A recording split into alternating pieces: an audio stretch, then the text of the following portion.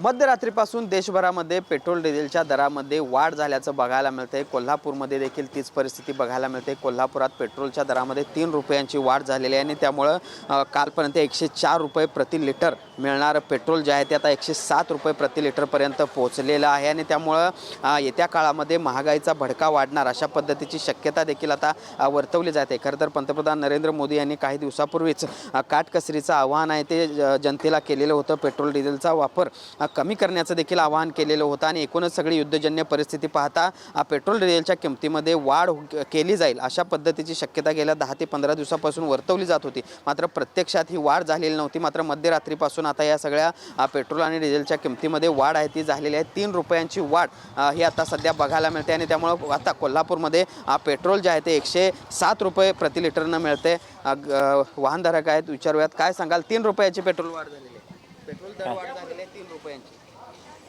आजपासून झालेलं आहे ना। काय सांगू काय आता, प्रतिक्रिया आहे तुमची किंवा काय दरवाढ चांगली आहे किंवा काय? वाईटच आहे दरवाढ। आणखीनही काही वाहनधारक इथे आहेत, त्यांच्याशी आपण बोलण्याचा प्रयत्न करूया। पेट्रोलची दरवाढ झालेली आहे, 3 रुपयानं पेट्रोल महागले, काय प्रतिक्रिया तुझी वाहनधारक? जास्त वाढलंय, गरिबांनी जरा जड जाणार ते। काय काय परिणाम होतील असं वाटतंय आता येत्या काही दिवसात? कारण जे गाड्या फिरणार आहेत, जे ड्युटीला जाणार आहेत 24 तास राबणार आहेत, त्यांना जरा अडचण येणार। पेट्रोल मिळते का? म्हणजे शहरामध्ये बघतोयस तू पेट्रोल मिळते? पेट्रोल आता 2 दिवस झालं काय झालं, गर्दी खूप झालेली आहे, म्हणजे तास अर्धा तास थांबा लागते आणि आता त्यात ही दरवाढ। हां, ही दरवाढ म्हटल्यानंतर आणि आता बघायला असं तुम्ही किती गर्दी झाली ती टायमावर महिला देखील आहेत, काय सांगाल? नाही, आता इलेक्शन संपलेले आहेत त्यामुळे हे गृहीतच होतं की वाढ होणारच, कारण आता सगळीकडचं नीटनेटकं झालेलं आहे आणि स्वतंत्र त्यांची हे आलेलं आहे, पक्ष आलेला आहे, त्यामुळे ते होणारच हे अटळच आहे। आता काय याचे परिणाम होणार आहेत? महागाई वाढू शकते काय? तुम्हाला गृहिणी म्हणून काय? नाही, महागाई तर वाढणारच आहे आणि सगळं सर्वसामान्यांचं बजेट कोलमडणार।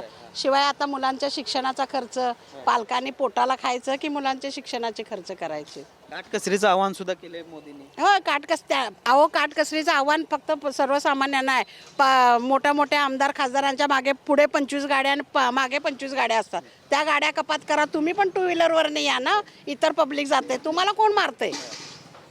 तर पाहिला पण कशा पद्धतीनं संतप्त प्रतिक्रिया ज्या आहेत त्या कोल्हापूरकरांच्या बघायला मिळत आहेत। खरं तर पेट्रोलची दरवाढ झालेली आहे, 3 रुपयांनी पेट्रोल आहे ते महागलेले आहे आणि डिझेलच्या दरात देखील तशाच पद्धतीची वाढ देखील झाल्याचं बघायला मिळते आणि त्यामुळं येत्या काळात सर्वसामान्यांचं बजेट या सगळ्यामुळं कोलमडणार आहे अशाच पद्धतीच्या प्रतिक्रिया सर्वसामान्य नागरिकांमधून पाहायला मिळत आहेत। भूषण पाटील, TV9 मराठी, कोल्हापूर।